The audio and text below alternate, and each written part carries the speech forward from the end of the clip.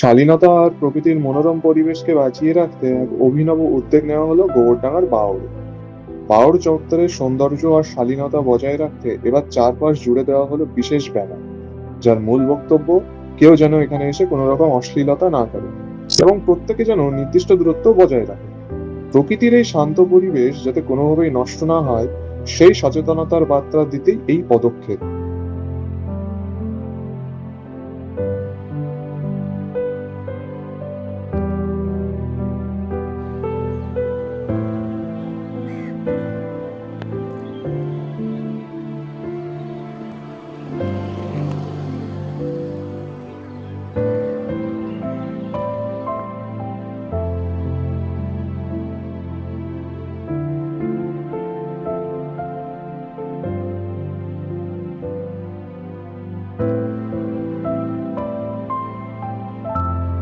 বেড়াতে আসা সাধারণ মানুষের সুবিধার্থেই এই নিয়ম জারি করা হয়েছে। এই সিদ্ধান্ত নিয়ে আপনার কি মতামত, বিস্তারিত কমেন্ট করে জানাবেন।